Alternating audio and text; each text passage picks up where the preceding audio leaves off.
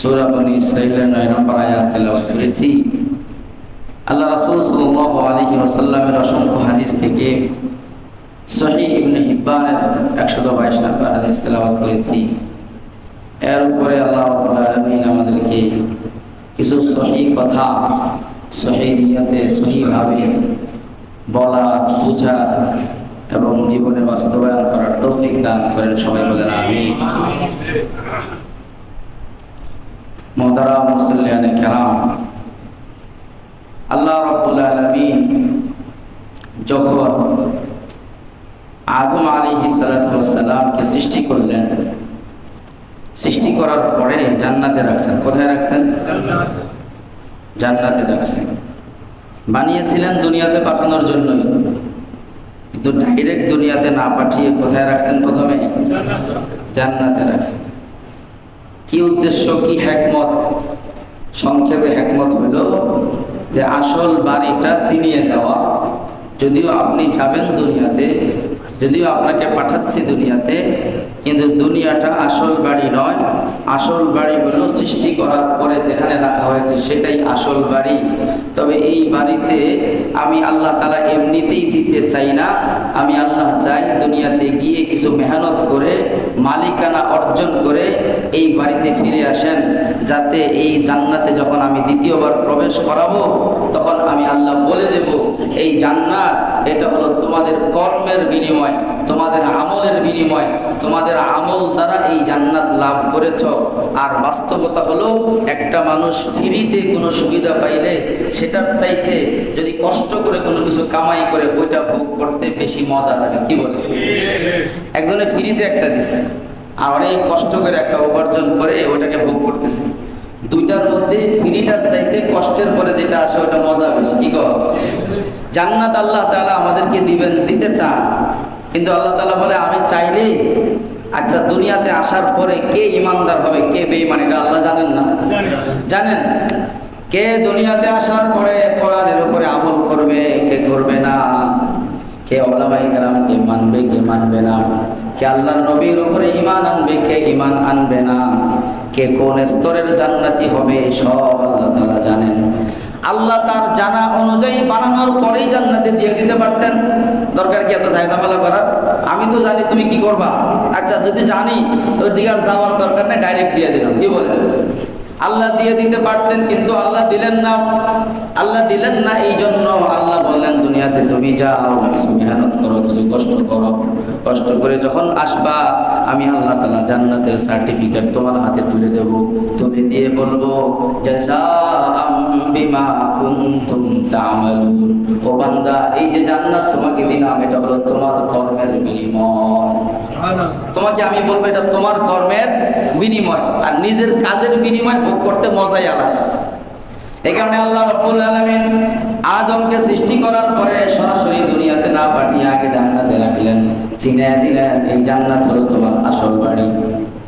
কিন্তু জান্নাতে বেশি দিন থাকতে পারেনি। জান্নাতে ঢোকার পরে ডিস্টার্ব শুরু করলো কে? শয়তান। ডিস্টার্ব শুরু করলো কে? শয়তানে ডিস্টার্ব করলো।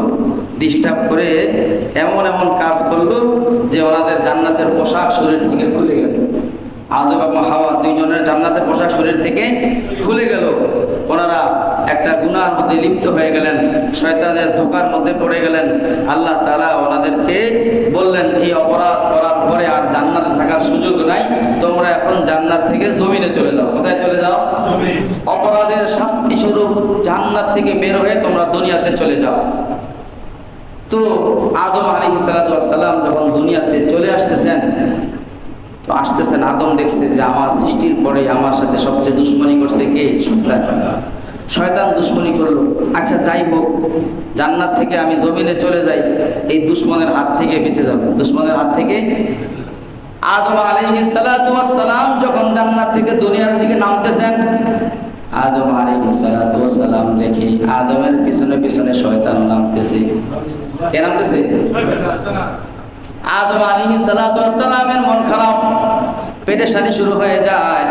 যেই শয়তানের কারণে, যেই দুশ্মনের কারণে জান্নাতে থাকতে পারলাম না, যেই দুশ্মনের কারণে তার প্রতারণা থেকে বাঁচতে পারলাম না, দুনিয়াতে চলে যাচ্ছি, সেও আমার সাথে সাথে যায়। যদি একা একা দুনিয়াতে যেতাম তাহলে একটু পেরেশানি থেকে মুক্তি পেতাম, ওখানে মনে হয় আমার দুশ্মনটা নাই। কিন্তু আল্লাহ আদমকে যেভাবে নির্দেশ দিলেন তুমি দুনিয়াতে চলে যাও, শয়তানকেও নির্দেশ দিলেন তুমিও দুনিয়াতে চলে যাও। আদমও দুনিয়াতে আসে, সাথে সাথে কে আসে? শয়তান আসে। আদম আসলামের পেরেশানি শুরু। আয় আল্লাহ, দুশ্মন তো পিছু ছাড়ে নাই, দুশ্মন পিছু ছাড়ে নাই। ওই ঝামেলা এক জায়গায় করছিল, গ্রামের জায়গা জমিন বিক্রি করে আসলাম কিগন শহরে, গরিব দোকানে এসে জায়গা লইলাম। আয় আয়, যেই দুশ্মনের কারণে গ্রাম ছাড়লাম, আমার পাশের জমি সে কিনছে। কি পেরেশানি বলেন? পেরেশানি না? আয় আল্লাহ, যেই দুশ্মনের কারণে আপনার নাফরমানি হয়ে গেল, যেই দুশ্মনের কারণে জান্নাতের পোশাক শরীর থেকে খুলে গেল, ওই দুশ্মন তো আমার পিছু ছাড়লো না, আমার পিছনে পিছনে সে আসি। পেরেশানি শুরু হয়ে গেল। আল্লাহ রাব্বুল আলামিন আদমের পেরেশানি দেখলেন। আদমের পেরেশানি দেখে আল্লাহ আরশের উপর থেকে আদমকে ডাক দিয়ে বললেন, কুলনা বিতু মিনহা জামিআ। ও আদম, তুমি এবং তোমার স্ত্রী তোমরা সবাই দুনিয়ার দিকে চলে যাও। আমি আল্লাহ তোমাকে দুনিয়াতে পাঠিয়ে দিলাম। তোমার পিছনে তোমার দুশ্মন আনতেছে, দুশ্মনের কারণে তোমার অন্তরের মধ্যে পেরেশানি, পেরেশান হওয়ার দরকার নাই। আমি আল্লাহ তোমাকে একা পাঠাইতেছি না, এই দুশ্মনের হাত থেকে বাঁচার জন্য আমি আল্লাহ তোমাকে একটা আসমানি গাইডলাইনও দিয়ে দেব। একটা আসমানি গাইডলাইন দিয়ে দেব। এই দুশ্মনের হাত থেকে রক্ষা পাওয়ার জন্য আসমানি একটা দিক নির্দেশনা, আসমানি একটা গাইডলাইন আমি আল্লাহ তাআলা দিয়ে দেব। ওই আসমানি গাইডলাইনের উপরে, আসমানি দিক নির্দেশনার উপরে যদি কেউ তার জীবন চালায়, তাহলে শয়তান তার কোনো ক্ষতি করতে পারবে না। আল্লাহ বললেন, কুলনা হাবিতু মিনহা জামিআ ফাইম্মা ইয়াতিয়ান্নাকুম মিন্নি হুদা। তোমরা দুনিয়াতে যাওয়ার পরে আমি আল্লাহ তোমাদেরকে এভাবেই ছেড়ে দেব না। শয়তান তোমাদেরকে নিয়ে যেভাবে ইচ্ছা সেভাবে কান ধরে ঘুরাবে, এই জন্য আমি তোমাদেরকে ছেড়ে দেব না। বরং ফাইম্মা ইয়াতিয়ান্নাকুম মিন্নি হুদা, আমি আল্লাহর পক্ষ থেকে তোমাদের কাছে একটা হেদায়েতের বাণী আসবে, একটা হেদায়েত নামা আসবে, একটা গাইডলাইন আসবে, জীবন পরিচালনার একটা বিবরণ আসবে। এটা কি ভাই? আল্লাহর কিতাব। এটা কি? আল্লাহর কিতাব। ফাইম্মা ইয়াতিয়ান্নাকুম মিন্নি হুদা, আমি আল্লাহর পক্ষ থেকে একটা হেদায়েতের বার্তা আসবে। হেদায়েতের আল্লাহ আদমকে কি দিলেন? সান্ত্বনা দিলেন, শক্তি যোগালেন। এরপর আল্লাহ বললেন, ফামান তাবিআ হুদায়া, আমার এই হেদায়েতের বার্তাটা, আমার এই গাইডলাইনটা যে অনুসরণ করবে, ফালা খাউফুন আলাইহিম ওয়ালা হুম ইয়াহজানুন, আমি আল্লাহ বলে দিলাম দুনিয়া এবং আখিরাতে তার কোনো ভয় থাকবে না, কোনো টেনশন থাকবে না। কে বললেন? তাহলে আল্লাহ তাআলা কোরআন দিয়েছেন কি জন্য? শয়তানের হাত থেকে বাঁচার জন্য, দুনিয়া আখিরাতের ভয় এবং টেনশন থেকে বাঁচার জন্য। কেউ যদি আমাদের এই যে কয়েকদিন আগে অনুষ্ঠান হয়েছিল, ওই অনুষ্ঠানে আমাদের মুরব্বী হুজুর আসছিলেন। উনি পুরো আলোচনার মধ্যে বারবার এই কথাটা বলছেন, আপনারা খেয়াল করেছেন কিনা? উনি বলছেন, কেউ যদি ভয় মুক্ত জীবন যাপন করতে চায়, টেনশন ফ্রি লাইফ লিড করতে চায়, কেউ যদি ডিপ্রেশন ফ্রি, পেরেশানি মুক্ত জীবন, দুশ্চিন্তা মুক্ত জীবন, শান্তিপূর্ণ জীবন, অভাব অনটন মুক্ত জীবন, এরকম অস্থিরতা মুক্ত জীবন, সুখময় জীবন যদি যাপন করতে চায়, এই কোরআনের অনুসরণ করা ছাড়া কোনো বিকল্প নাই। কোরআনওয়ালা জীবন যদি কারো হয়ে যায়, তাহলে তার জীবনে সুখের শেষ নেই। তার জীবনে কি নাই? সুখের শেষ নাই। আজকের পৃথিবীতে মানসিক রোগ, সাইকোলজিক্যাল প্রবলেম, হ্যাঁ, সাইকি আপনারা দেখে থাকেন, মনোরোগ, মানসিক রোগ, মেন্টাল প্রবলেম অনেক বেশি। কি বলেন?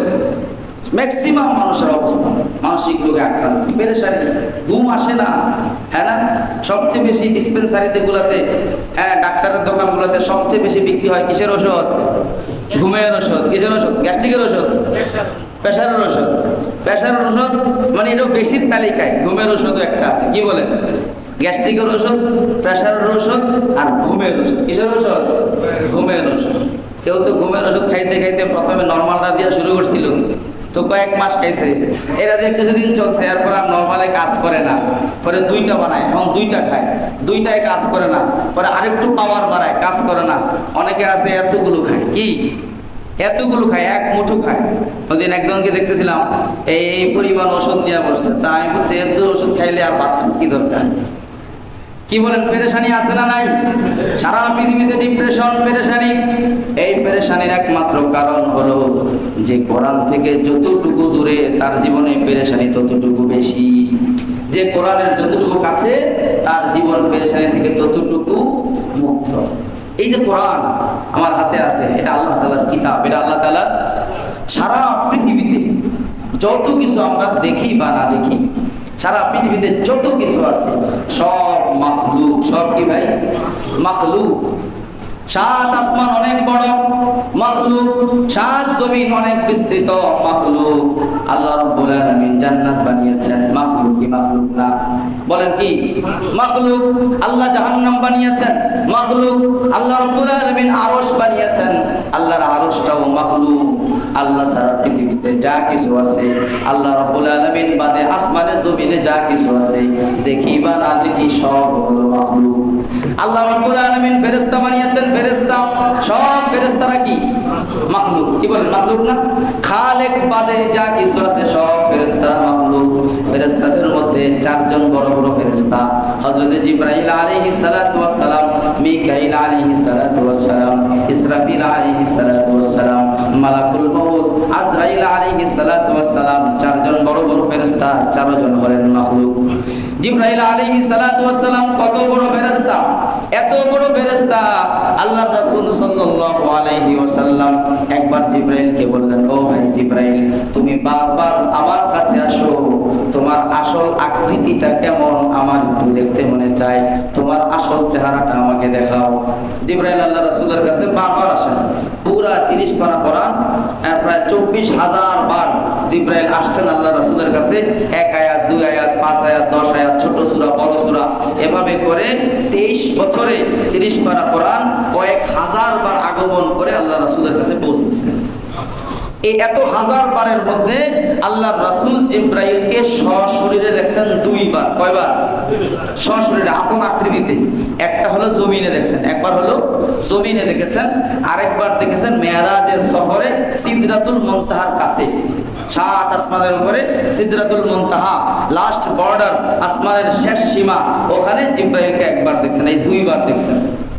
আল্লাহ রাসূল বললেন, ভাই জিবরাইল, তোমাকে আমার দেখতে মনে চায়, তোমার আসল হুলিয়াটা, তোমার আসল অবয়বটা, দেহের আসল সুরতটা আমাকে একটু দেখাও। জিবরাইল বলে, ইয়া রাসূলুল্লাহ, আপনি যদি আমাকে দেখতে চান তাহলে আসমানের দিকে তাকান, উপরের দিকে তাকান। আল্লাহ রাসূল উপরের দিকে তাকাইলেন।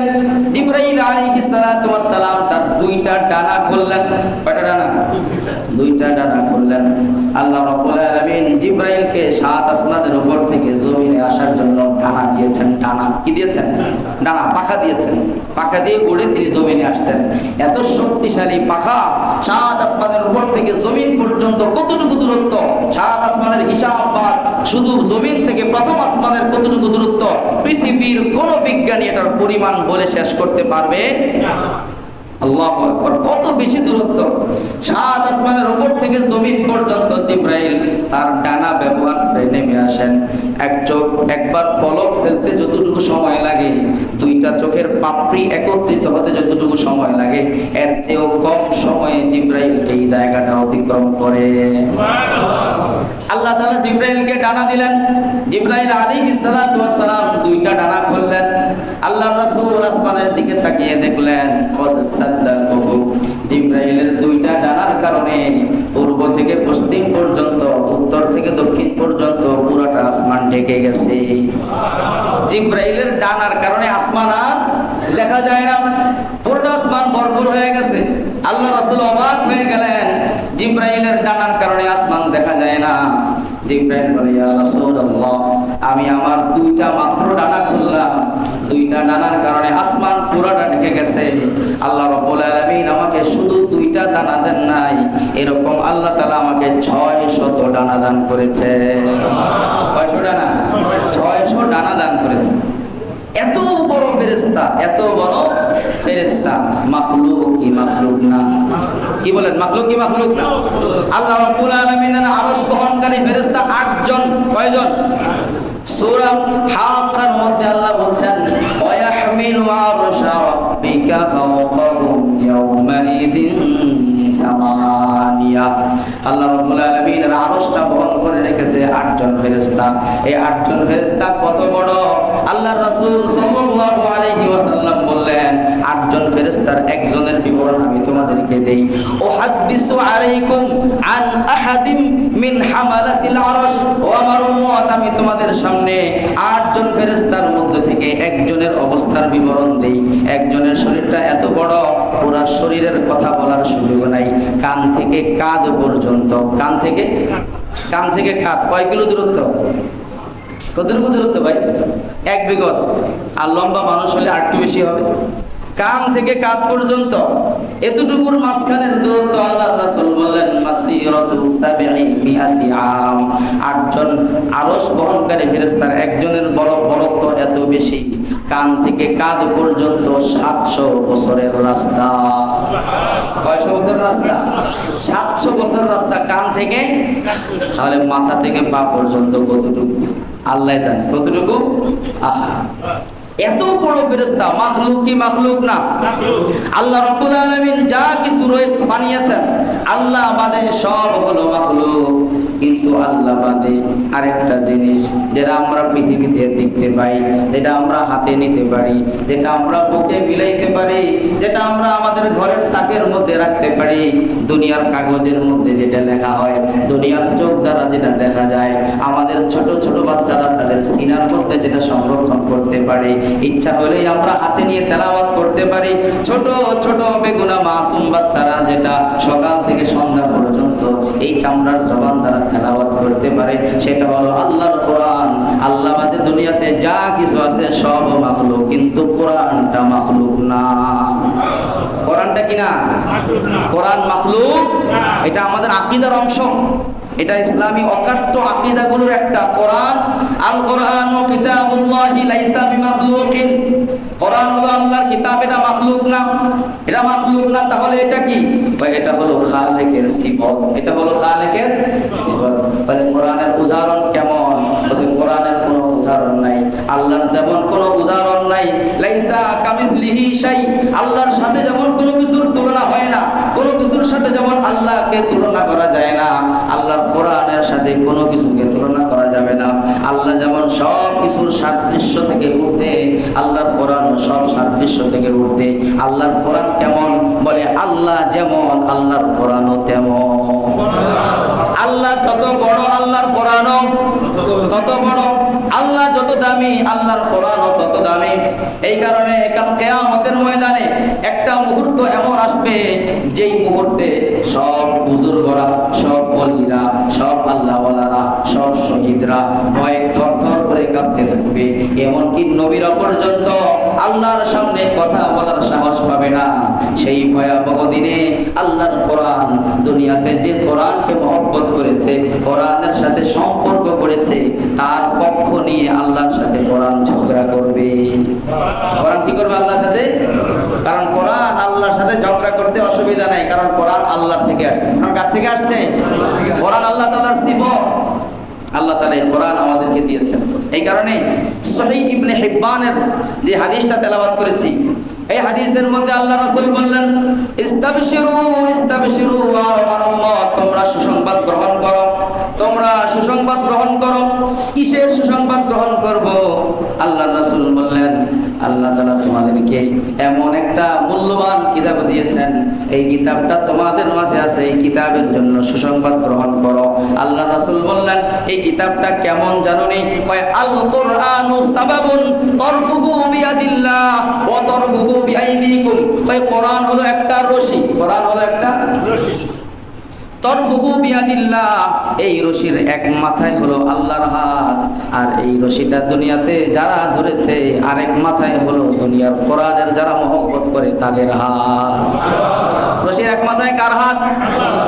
আল কোরআনু সাবাবুন তরফুহু বিয়াদিল্লাহ, কোরআন হলো একটা রশির মতো, এই রশির এক প্রান্তে এক মাথায় হলো আল্লাহর হাত, আর কোরআনকে যারা ভালোবাসে, কোরআনের সাথে যাদের সম্পর্ক, ওই অপর মাথায় হলো তাদের হাত।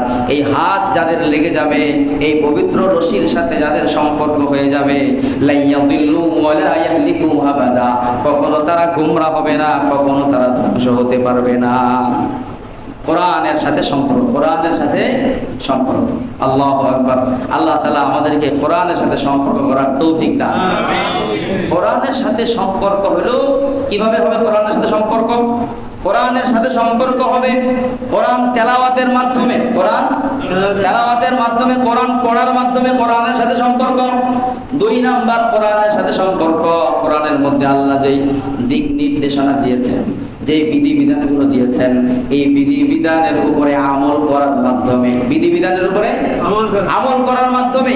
বুঝলেন কোরআনের সাথে সম্পর্ক কিভাবে হবে? আবার 1 নাম্বার হলো কোরআনের উপরে তেলাওয়াত করার মাধ্যমে, কোরআন তেলাওয়াত করার মাধ্যমে। আমাদের অনেকের ঘরে এই কোরআন আছে, কোরআন থাকে, কিন্তু পেরেশানি হয়ে যায় কোরআনটা রাখবো কোন জায়গায়। কারণ এক জায়গায় রাখছে আজকে 6 মাস ধরে, ময়লা টয়লা পইরা গিলাফটা ময়লা হয়ে গেছে, আবার আরেক জায়গায় নিয়ে কয়েকদিন পরে রাখে, আবার সেই জায়গা থেকে আরেক জায়গায় রাখে, জায়গা পাল্টাতে পাল্টাতে একটা সময় পেরেশানি লাগে। আর কত এই ধর এটা নিয়ে মসজিদে দিয়ে মুসল্লিরা তেলাওয়াত করবে, কি কর? এমনই তো পেরেশানির কারণ হয়ে যায়। কোরআনের নিয়মিত তেলাওয়াত, কোরআনের নিয়মিত তেলাওয়াত। আল্লাহু আকবার। ইমাম শুবা রাহমাতুল্লাহি আলাইহি উনি ওনার ছেলেকে মওতের সময় বলছেন, ইয়া বুনাই লা তা'সিল্লাহা ফি হাদিহি নাহিয়াতি মিনাল বাইত, ও আমার সন্তান, ঘরের এই কর্নারে, এই কোণাটায় তুমি কখনো আল্লাহর নাফরমানি করো না। পরে বলতেছেন, আল্লাহর নাফরমানি তো সব জায়গায় নিষেধ, আব্বা আপনি এই কোণার ব্যাপারে নিষেধ করতেছেন কেন? এখানে কি আছে? বলছে, আমি এই কোণায় বসে 90,000 বার আল্লাহর কোরআন খতম করেছি। 90,000 বার এই কোরআন আমি খতম করেছি এখানে বসে। সুবহানাল্লাহ। এই কারণে এখানে নাফরমানি করো না। এই কোরআনের সাথে আল্লাহর কোরআনের একটা সম্পর্ক হয়ে গেছে। তো বলেন আমাদের কি অবস্থা কোরআন তেলাওয়াত? এই কারণে কোরআনের সাথে সম্পর্ক একটা রাস্তা হলো কোরআন তেলাওয়াতের মাধ্যমে কোরআনের সাথে সম্পর্ক। আমার 365 দিনের একটা দিনও যেন এমন না যায় যে এই দিনে আমার কোরআনের কয়েক লাইনও তেলাওয়াত করা হয় নাই। একটা দিনও যেন এমন না যায়, একটা দিনও যেন এমন না যায়। দৈনিক কিছু না কিছু কোরআন যেন কি হয়ে যায়? তেলাওয়াত হয়ে যায়। যতটুকু পারি ভাই, সূরা কুল হুয়াল্লাহ তো পারি, সূরা ইখলাস তো পারি, সূরা নাস ফালাক তো পারি, তো মসজিদে বসে ওই সূরাগুলো কিছু সময় তেলাওয়াত করি, যে যা পারি। সূরা ইয়াসিন পারি, দৈনিক সূরা ইয়াসিন একবার পড়ি, সূরা আর রহমান পারি, সূরা আর রহমান তেলাওয়াত করি। যদি পুরা কোরআন শিখতে না পারি, কোরআনের নির্দিষ্ট কিছু সূরা শিখে ওগুলো তেলাওয়াত করতে থাকি। তাহলে কোরআনের সাথে সম্পর্ক একটা রাস্তা কি? তেলাওয়াতের মাধ্যমে। কিসের মাধ্যমে? তেলাওয়াতের মাধ্যমে। 2 নাম্বার কোরআনের সাথে সম্পর্ক কোরআনী বিধি বিধানের উপরে আমল করার মাধ্যমে, কোরআনী বিধি বিধানের উপরে আমল করার মাধ্যমে। কোরআনের সাথে আরেকটা সম্পর্ক হলো দেশের মধ্যে, রাষ্ট্রের মধ্যে, সংসদের মধ্যে কোরআনী আইন কিভাবে বাস্তবায়ন করা যায় সেই প্রচেষ্টা করার মাধ্যমে, সেই চেষ্টা করার মাধ্যমে, যাতে করে দেশের মধ্যে কিসের আইন চালু হয়? কোরআনের আইন চালু হয়। কোরআনের আইন কামনা করা, কোরআনের আইন চাওয়া, এটা শুধু ভালো কাজ না, এটা ফরজ কাজ। কি কাজ? কোরআনের আইন দেশে চালু হোক, সংসদে কোরআনের আইন প্রবর্তিত হোক, এটা কামনা করা, এটা শুধু ভালো কাজ না, অবশ্যই ভালো কাজ, কিন্তু শুধু এতটুকুতে সীমাবদ্ধ না, এটা কামনা করা ফরজ, মুসলমান হওয়ার জন্য জরুরি। কেউ যদি অন্তর থেকে শরিয়া আইন কামনা না করে, কোরআনী শাসন কামনা না করে, সে মুসলমান হতেই পারবে না, সে মুসলমান হতেই পারবে না। এই বিষয়ে পরে কখনো আলোচনা করব। কোরআনের সাথে সম্পর্ক করার আরেকটা রাস্তা হলো যারা কোরআনওয়ালা, আল্লাহ যাদেরকে কোরআন দান করেছেন তাদের সাথে সম্পর্ক রাখা। যারা কোরআনওয়ালা তাদের সাথে কি রাখা? সম্পর্ক রাখা। কোরআনওয়ালাদের সাথে সম্পর্ক রাখা, এটা হলো 4 নাম্বার রাস্তা। কোরআনের সাথে সম্পর্কের 4 নাম্বার পদ্ধতি হলো কাদের সাথে সম্পর্ক রাখা? কোরআনওয়ালাদের সাথে সাথে সম্পর্ক রাখা। তিরমিজি শরীফের মধ্যে হাদিস এসেছে, আল্লাহ রাসূল সাল্লাল্লাহু আলাইহি ওয়াসাল্লাম বলেন, ইন্না লিল্লাহি আহলিনা মিনান নাস। সাহাবায়ে কেরামের সামনে আল্লাহ রাসূল বললেন, নিশ্চয়ই আল্লাহর রয়েছে আহলিনা মিনান নাস, কিছু পরিবার বর্গের লোক। মানুষের মধ্য থেকে কিছু মানুষ এমন আছে যারা আল্লাহর পরিবারের অন্তর্ভুক্ত। কার পরিবারের অন্তর্ভুক্ত? আল্লাহর পরিবারের অন্তর্ভুক্ত। আল্লাহর পরিবারের সদস্য হওয়া এটা কতটা মূল্যের, কতটা গর্বের বলেন, হ্যাঁ না? আগে ছিল যে অমুকের পরিবারের সাথে যদি কোনো দিক দিয়ে একটা সম্পর্ক দেখানো যায় যে আমি শেখ পরিবারের লোক, কি গণ শেখ পরিবারের, হ্যাঁ ওই শেখ পরিবারের অমুকের সাথে আমার অমুকের তমুকের তমুকের মেয়ের ঘরের, ছেলের ঘরের, নাতির ঘরের অমুকরে বিয়া দিছে, কি গণ 10টা সূত্র মিলাইয়া সম্পর্ক একটা দেখাইতে চায়। কারণ ওই পরিবারের সাথে দূরতম একটা সম্পর্ক যদি থাকে তাহলেই বাংলাদেশের যে কোনো জায়গায় ঢুকতে আর বাধা নাই। এখন আবার চেষ্টা করবে যে ডক্টর ইউনূসের সাথে কোনো দিক দিয়ে কানেকশন করা যায় কিনা, ডক্টর ইউনূসের কোনো দিক দিয়ে সম্পর্ক দেখানো যায় কিনা। আবার আরেক দলেরটা দেখাবে যে ওই পরিবারের সাথে কোনো দিক দিয়ে সম্পর্ক দেখানো যায় কিনা। কারণ ক্ষমতাসীনদের সাথে কোনো লাইনে একটা সূত্র সম্পর্ক বের করতে পারলে দুনিয়াতে চলতে আর কোনো অসুবিধা থাকে না। আল্লাহ রাব্বুল আলামিন ঘোষণা দিলেন, ইন্না লিল্লাহি তাআলা আহলিনা মিনান নাস। মানুষের মধ্য থেকে কিছু লোক এমন আছে যারা হলো আল্লাহর পরিবারের লোক। কার পরিবারের লোক? আল্লাহু আকবার। সাহাবায়ে কেরাম জিজ্ঞাসা করলেন, মান হুম ইয়া রাসূলুল্লাহ, ও আল্লাহর নবী তারা কারা? আল্লাহর পরিবারের লোক দুনিয়াতে বসবাস করে কিন্তু আল্লাহর পরিবারের অন্তর্ভুক্ত। কথাটা কত ভারী, ওজন কথাটা কত ওজনই একটা কথা। আল্লাহর রাসূল বললেন, আহলুল কোরআন, আহলুল কোরআন হুম খাসাতুল্লাহি ওয়া আহলুহু। আহলুল কোরআন, কোরআনওয়ালা যারা, যাদের সিনার মধ্যে কোরআন আছে, যাদের বুকের মধ্যে কোরআন আছে, আল্লাহ যাদেরকে কোরআনের দৌলত দান করেছেন তারাই হলো আল্লাহর পরিবারের লোক। শুধু আল্লাহর পরিবারের লোক না, তারা হলো আল্লাহর পরিবারের খাস লোক। আল্লাহর পরিবারের হুম খাসাতুল্লাহি ওয়া আহলুহু, আল্লাহ তাআলার বিশেষ লোক, আল্লাহর পরিবারের বিশেষ লোক। সুবহানাল্লাহ। তারা কারা? আহলুল কোরআন। তারা কারা? আবার ব্যাস লেগে যাবে আহলে কোরআন। নতুন ফিতনা বের হয়েছে আহলে কোরআন। নতুন ফিতনা বের হয়েছে কি? তারা নিজেদেরকে আহলে কোরআন দাবি করে। কি বলেন? তারা আহলে কোরআন দাবি করে। সব কথাটা সুন্দর, আমরা আহলে কোরআন। এই হাদিস দেওয়ার দলিল দেয়। দেখো আল্লাহ বলছে আল্লাহর পরিবারের লোক তারা কারা? হুম আহলুল কোরআন, যারা আহলে কোরআন। আহলে কোরআন হলো আল্লাহর পরিবারের লোক। আসলে এই আহলে কোরআন সেই হাদিসে যে আহলে কোরআন বলা হয়েছে সেই আহলে কোরআন নয়। আহলে কোরআনে কি আছে? পার্থক্য আছে। বোঝানোর সময় নাই, আপনাদেরকে একটা উদাহরণ দিয়ে বোঝাই না। কি কর গ্রামে ঢুকছে এক দুষ্ট লোক, হ্যাঁ না, তো ওই আশেপাশে থাকে আর কি। তো এক বুড়ি মহিলা, ওই বুড়ির ঘরে ছোট্ট একটা নাতিন আছে। ছোট্ট একটা কি আছে? নাতিন আছে। তো ওই বুড়ির বাড়িতে কোনা দিয়ে একজনের রুম নিয়ে থাকে আর কি। এখন ওই নাতিনের উপরে কি পড়ছে? নজর পড়ছে। ওই নাতিন নিয়ে ভাইগা যাওয়ার নিয়ত করতেছে। এখন ওই লোক আস্তে আস্তে সম্পর্ক কইরা ঘরে আসা যাওয়া করে, নাতিনের সাথে কথা বলে, নাতিন রে নিয়ে ঘুরতে যায়, এই করে সেই করে। ওই বুড়ির পেরেশানি। কারণ ওই লোকরে আবার মাঝখানে একবার জিজ্ঞাসা করছে যে তোমার নাম কি? ঢোকার সময় প্রথমে জিজ্ঞাসা করছে। ওই লোক অনেক ট্যালেন্ট, বলছে এমন একটা নাম বলতে হবে যেই নামের উসিলায় নাতিন রে লইয়া ঘোরাফেরা করা যায়। তো কি নাম বলছে? বা আমার নাম হলো নাতিন জামাই। কি নাম? নাতিন জামাই। ওখানে নাতিন জামাই নাতিনে ঘরে থাকা অবস্থায় ঢোকে, তো বুড়ি মানুষের কাছে বিচার দেয়, এই লোকরে আমার ঘরে থাকার জায়গা দিছি, এই লোক এরকম আমার নাতিনের ঘরে ঢোকে, নাতিনের হাত ধরে নাতিনে নিয়ে ঘুরতে যায়, এই করে সেই করে। বলছে এই লোক কি? এই লোক কি? পরিচয় কি? ওই লোক তো নাতিন জামাই। তো ওই মানুষের ধমকায়, ধরো নাতিন জামাই নাতিনে ধরবে, তোমার কি সমস্যা? নাতিন জামাই নাতিনে ঘুরতে যাবে, তোমার কি সমস্যা? এরকম করতে করতে বুড়ি ডিস্টার্ব করে। একদিন এই লোক নাতিন নিয়া ভাইগা এলাকা ছাড়ছে। তো বুড়ি ঘুরা ঘুরা মানুষের কাছে বলে আমার নাতিন নিয়া ভাইগা গেছে। কে ভাইগা গেছে? নাতিন জামাই ভাইগা গেছে। তো মানুষে বকা দেয়, নাতিন জামাই নাতিন নিয়ে গেছে, বাগনের কি হইলো? তোমার মাথা খারাপ হয়েছে। তোমার কি খারাপ হয়েছে? এটা কি আসল নাতিন জামাই না ব্যাস ধরছে? না নাম লাগাইছে। কি লাগাইছে? আহলে কোরআন। নিজেদের নাম লাগিয়েছে আহলে কোরআন। আসলে আহলে কোরআন তারা কোরআনের অনুসারী নয়। এই নাম দিয়ে তারা বলতে চায় যে আমরা কোরআনে যা আছে তাই মানি। এর উদ্দেশ্য হলো এরপরে যে আরেকটা আছে হাদিস মানতে হবে, যেটার কথা আল্লাহ তাআলা নির্দেশ দিয়েছেন যে আমার কোরআনের পাশাপাশি আমার রসুলের হাদিস মানতে হবে। কেউ যদি বলে রসুলকে বাদ দিয়ে কোরআন মানবে, তাহলে সে কখনো পূর্ণাঙ্গ কোরআনকে মানতে পারবে না। কারণ কোরআন আল্লাহ তাআলা আমাদের হাতে দেওয়া যায় নাই। কোরআন আসছে কার মাধ্যমে? আল্লাহর রাসূলের মাধ্যমে। আহলে কোরআনের এক ফিতনা সারা পৃথিবীতে চলতেছে। তারা বলে আমরা কোরআনে যা আছে তাই আমাদের জন্য যথেষ্ট, আমাদের হাদিস লাগবে না। আহলে কোরআন নাম দিয়ে হাদিসকে তারা বাদ দিতে চায়। ওই নাতিন জামাই যেমন নাতিনকে ব্যবহার করার জন্য ষড়যন্ত্র করে নাম দিয়েছে, এরাও হাদিসকে বাদ দেওয়ার জন্য ষড়যন্ত্র করে নিজেদের নাম দিয়েছে আহলে কোরআন। নাম দিয়েছে কি? আহলে কোরআনের ফিতনার উপরে ভবিষ্যতে কোনোদিন ইনশাআল্লাহ আলোচনা করব। আমার এক সুগন্ধের মুসল্লি এই আহলে কোরআনদের অনেক চমৎকার চমৎকার যুক্তি আছে। আজ থেকে বেশ কয়েক বছর আগে আহলে কোরআনের ফিতনাটা সরাসরি আমেরিকা থেকে পরিচালিত হয়।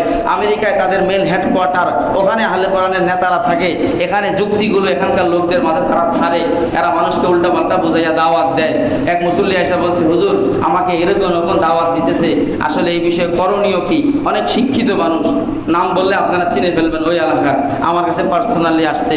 পরে আমি বলছি এই প্রশ্ন যদি আপনার হয় তাহলে এরকম প্রশ্ন আরো অনেক মানুষের থাকবে, সবার এগুলোর জবাব দেওয়ার দরকার আছে। আমি মসজিদে একদিন আলোচনা করব। এই জুমায় কয়েক জুমায় লাগাতার আহলে কোরআন নিয়ে আলোচনা করেছি। তো উনি বলছেন, হুজুর যদি আমি আপনাকে জিজ্ঞাসা না করতাম আর কয়েকদিন গেলে আমাকেও সেই এই ফিতনার মধ্যে ঢুকায় ফেলত। আহলে কোরআনের ফিতনা থেকে সবাই বেঁচে থাকবেন ইনশাআল্লাহ। আহলে কোরআন দ্বারা উদ্দেশ্য হলো উলামায়ে কেরাম। আহলে কোরআন দ্বারা কি উদ্দেশ্য? উলামায়ে কেরাম, যাদের কাছে কোরআনের ইলম আছে, কোরআনের চর্চা আছে, কোরআনের উপরে যারা জীবনকে ব্যয় করে। আল্লাহর রাসূল বললেন, যারা আহলে কোরআন মানে কোরআনের ইলম যাদের কাছে আছে তারা হলো আল্লাহর পরিবারের লোক। এখন আমি বলতেছিলাম যে কোরআনের সাথে সম্পর্ক করার কি কি রাস্তা। এক নম্বর রাস্তা হলো কোরআন তেলাওয়াত করা। কোরআন কি করা? তেলাওয়াত করা। দুই নম্বর কোরআনের সাথে সম্পর্ক করার দুই নম্বর পদ্ধতি হলো কোরআনের মধ্যে আল্লাহ যে বিধিবিধান দিয়েছেন ওই বিধিবিধানের উপরে আমল করা। কোরআনের উপরে কোরআনের সাথে সম্পর্ক রাখার তিন নম্বর রাস্তা হলো কোরআনী শাসন কামনা করা। কোরআনী শাসন কামনা করা। কেউ যদি কোরআনী শাসনের দিকে আহ্বান করে তার আহ্বানকে সাড়া দেওয়া, তার আহ্বানকে সাপোর্ট করা। তিন নম্বর। চার নম্বর হলো যাদের কাছে কোরআনের ইলম আছে তাদেরকে মহব্বত করা, তাদের সাথে সম্পর্ক রক্ষা করা। কয় নম্বর এটা? 4 নম্বর। উলামায়ে কেরামের সাথে সম্পর্ক রক্ষা করা। আল্লাহর রাসূল সাল্লাল্লাহু আলাইহি ওয়াসাল্লাম বলে দিলেন, এটাও মুসনাদে বাজ্জারের মধ্যে হাদিসটা এসেছে। আল্লাহর রাসূল বললেন, কুন আলিমান আও মুতাআল্লিমান আও মুস্তামিআন আও মুহিব্বান ওয়ালা তাকুনিল খামিসা ফাতাহলিকা। আল্লাহর রাসূল উম্মতকে লক্ষ্য করে বললেন, ও উম্মত, আমি তোমার সামনে 4টা রাস্তা বলে গেলাম, 4টা পয়েন্ট বলে গেলাম, তুমি এই 4টার কোনো একটার মধ্যে থাকো, এই 4-এর বাইরে তুমি যাও না। 4টার মধ্যে একটা হলো কুন আলেমান, সম্ভব হলে তুমি আলেম হয়ে যাও। সম্ভব হলে তুমি কোরআনের আলেম হয়ে যাও, হাদিসের আলেম হয়ে যাও। কুন আলেমান, কি হয়ে যাও? আলেম হয়ে যাও। কয় নাম্বার পয়েন্ট? 1 নম্বর পয়েন্ট। 2 নম্বর, আও মুতাআল্লিমান, যদি আলেম হইতে পারো নাই, তোমার সেই সুযোগ হয় নাই, ইলমের লাইনে মেহনত করার সুযোগ হয় নাই, তাহলে তোমার জন্য দ্বিতীয় পয়েন্ট হলো আও মুতাআল্লিমা, তুমি কোনো আলেমের ছাত্র হয়ে যাও। তুমি কোনো আলেমের কি হয়ে যাও? ছাত্র হয়ে যাও।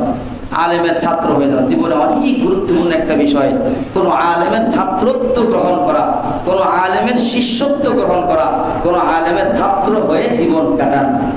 আমাদের মধ্যে আপনারা বলবেন যে ছাত্র হওয়া এটা তো যারা ওই যে মাদ্রাসায় পড়ছে তাদের কাজ, এটা তো একটা একাডেমিক্যাল ব্যাপার, এটা কি আমাদের ব্যাপার? না না, সর্বস্তরের মানুষের জন্য। হয়তো সে আলেম হবে, না হলে কোনো আলেমের কি হবে? ছাত্র হবে। আপনাদের এখানে আমি আপনাদেরকে লক্ষ্য করে একটা কথা, আমি এক মাহফিলে গিয়েছিলাম, ওখানে ওয়াদা করে আসছি যে আমরা এই বিষয়টা বুঝিই নাই, আমাদের জেহানে কখনো এভাবে আসেই নাই যে আমার জীবন চলার ক্ষেত্রে জীবনের যে স্তরে আমি থাকি আমাকে কোনো না কোনো আলেমের কি হইতে হবে? ছাত্র হইতে হবে। ছাত্র মানে যার থেকে আমি দিন শিখবো, যার থেকে আমি দিন শিখবো, এবং এই শিখাটা ধারাবাহিক। আজকে শিখবো, কালকে শিখবো, পরশুদিন শিখবো, যখনই কোনো সমস্যা আসে আমি শিখবো। কোনো আলেমের ছাত্র হয়ে জীবন কাটানো। আমি আপনাদেরকে আজকের আলোচনা থেকে একটা সবক দেই, প্রত্যেকে যাকে পছন্দ হয়, যেই আলেমকে আপনার পছন্দ হয়, যাকে আপনার ভালো লাগে, আপনি আজকে থেকে নিজেকে তার ছাত্র বানায় ফেলেন। নিজেকে তার কি বানায় ফেলেন? ছাত্র। আমরা পড়াশোনা করেছি, সেই জীবনের শুরু থেকেই কোরআন হাদিসের নিয়ে পড়াশোনা করতে সারা জীবন কেটে গেছে এই রাস্তায়। যখন থেকে স্কুলে পড়েছি, স্কুল থেকে আব্বা নিয়ে আসছেন মাদ্রাসায়, যেদিন মাদ্রাসায় ঢুকছি এরপর থেকে আজকের জীবন পর্যন্ত কি নিয়ে আসি ভাই? কোরআন হাদিস নিয়ে আসি। এরপরও আজ পর্যন্ত আমরা আমাদের ওস্তাদদের কথা অনুযায়ী চলি। কোনো একটা সিদ্ধান্ত ওস্তাদের কথার বাইরে করি না। বিয়ে শাদী, পরিবার পরিজন, চাকরি বাকরি, নিয়োগ বিয়োগ, কোথাও ঢোকা, কোথাও থেকে বের হওয়া, টোটালটা কার অধীনে? কোনো না কোনো মুরব্বী ওস্তাদের অধীনে। এবং এতে থাকার কারণে জীবনে অনেক পেরেশানি আসে, আর আল্লাহ তাআলা মুরব্বীদের অধীনে থাকার কারণে, এখনো পর্যন্ত ছাত্র হয়ে থাকার কারণে সব পেরেশানি পানির মতো সহজ হয়ে যায়। পেরেশানি থাকে না, ইনশাআল্লাহ আল্লাহ সহজ করে দেন। তা যদি আমাদের কোরআন হাদিসের পড়াশোনা থাকার পরেও এখনো ছাত্রত্ব গ্রহণ করে চলতে হয়, আপনাদের দরকার নাই? কি বলেন, দরকার আছে কিনা? সবাই যাকে পছন্দ হয়, যেই হুজুরকে আপনার পছন্দ হয়, যেই আলেমকে আপনার পছন্দ হয়, ওই আলেমের হয়ে যান, ছাত্র হয়ে যান। যখনই কোনো অসুবিধা হয়, ওই অসুবিধার সমাধান ওখান থেকে নেন। নিজে সিদ্ধান্ত না দিয়ে ওখান থেকে পরামর্শ নেন, ওখান থেকে সিদ্ধান্ত নেন।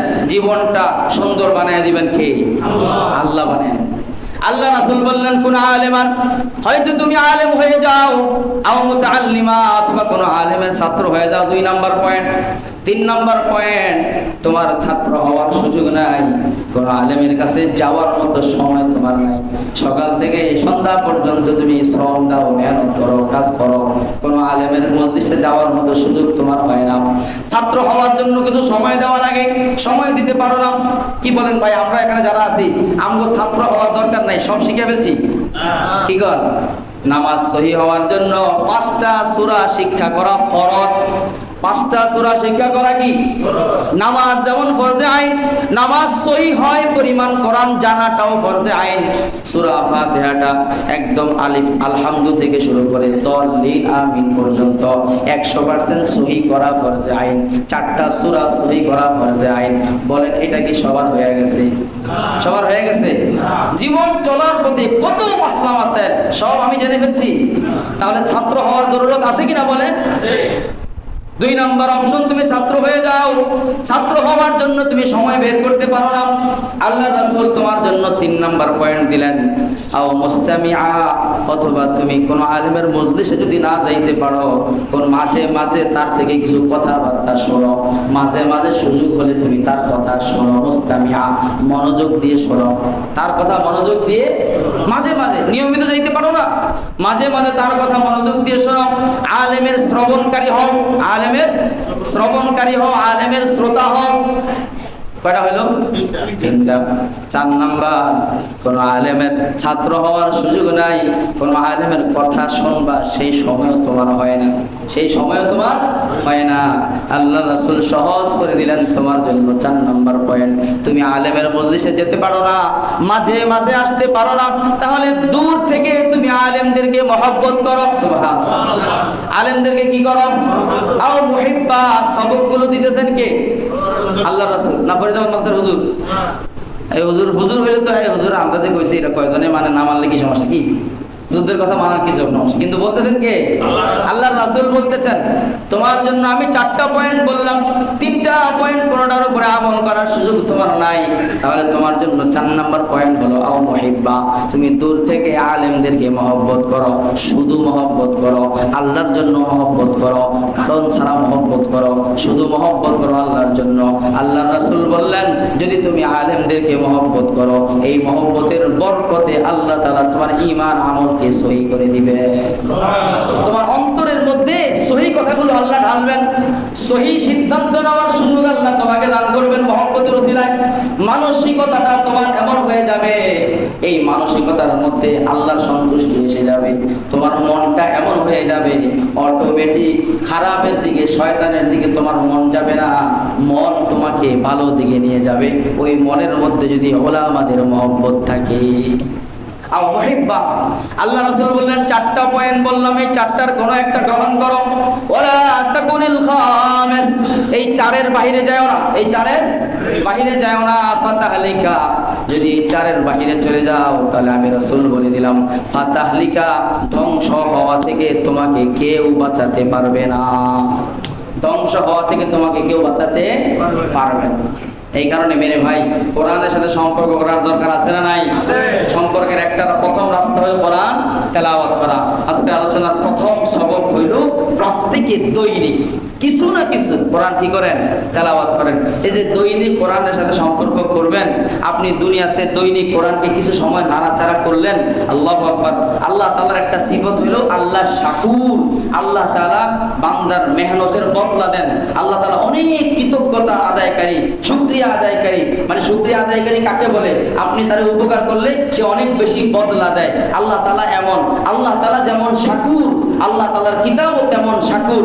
দুনিয়াতে আপনি দৈনিক কোরআনটারে কিছু সময় নাড়াচাড়া করবেন, আপনি যখন নিঃসঙ্গ অসহায় হয়ে কবরে পড়ে থাকবেন, এই কোরআন পুরা সময়টাকে আপনার পাশে থাকবে। পুরা সময়টা কোরআন আপনার কি থাকবে? দুনিয়াতে কোরআনের সাথে সাথে সম্পর্ক মওত হয়ে যাওয়ার পরে, কবরে ঢুকে যাওয়ার পরে, হাদিসে পাকের মধ্যে আসছে কোরআনটা অন্ধকার কবরের মধ্যে একটা সুদর্শন চেহারা বিশিষ্ট লোক হয়ে, সুদর্শন চেহারা, যার চেহারা থেকে আলোর বিচ্ছুরণ করতেছে, সঙ্গে সঙ্গে মৃত ব্যক্তির ডান পাশে এসে বসে যাবে। ডান পাশে বসে বলবে, আমি হলাম আল্লাহর কিতাব, যে কিতাবের সাথে দুনিয়াতে তোমার সম্পর্ক ছিল। ও আল্লাহর বান্দা, তুমি বিশ্রাম নাও, তোমাকে ডিস্টার্ব করার জন্য কাউকে আমি এখানে আসতে দেব না। আমি তোমার পাশে হয়ে গেলাম, আমি তোমার সঙ্গী হয়ে গেলাম। কতক্ষণ পর্যন্ত থাকবো? কবর থেকে হাসরের ময়দানে ওঠা, হাসরের ময়দানে ওঠার পরে আমলনামা মাপা, এরপরে আমলনামা ডান হাতে দেওয়া, এরপরে মিজানের মধ্যে আমলনামা মাপা, এরপরে পুলসিরাত পার হওয়া। এই পুলসিরাত পার হওয়ার পরে তোমাকে জান্নাতে প্রবেশ করানোর পরে আমি তোমার থেকে আলাদা হব। কোরআনের সাথে দৈনিক একটা সম্পর্ক দরকার আছে না নাই ভাই? নিজের সন্তানাদের কোরআন তেলাওয়াত করা, একটা নিয়ম বানায় ফেলেন, একটা রুটিন বানায়। আমরা রুটিন করে যেমন নাস্তা খাই, খানা খাই না 3 বেলা, রুটিন করে যেমন ইনসুলিন গ্রহণ করি, রুটিন করে যেমন ওষুধগুলো খাই, রুটিন করে যেমন সকালবেলা হাঁটতে যাই, এক্সারসাইজ করি, ব্যায়াম করি, ব্যায়ামটা যেমন বাদ দেই না, রুটিন করে যেমন আমার সকালবেলা কিছু ডাক্তারে খাবার খাইতে বলছে, ওগুলো যেমন রুটিন করে খাই, আমার রুটিনের মধ্যে কোরআন তেলাওয়াত কেউ একটা বানায় নেই। পারবেন তো ইনশাআল্লাহ? আমি সহ আপনারা সবাই নিয়াত করলাম ইনশাআল্লাহ আমাদের হায়াতে জিন্দেগি যতদিন বাকি আছে, কোনো একদিন এমন যাবে না যেদিন আমরা কোরআন করি নাই। দৈনিক কোরআনের কিছু না কিছু তেলাওয়াত করবো ইনশাআল্লাহ। আর হলো কোরআনের উপর আমল করা, ওলামায়ে কেরামকে মহব্বত করা। এই ওলামায়ে কেরামের মহব্বতের উপর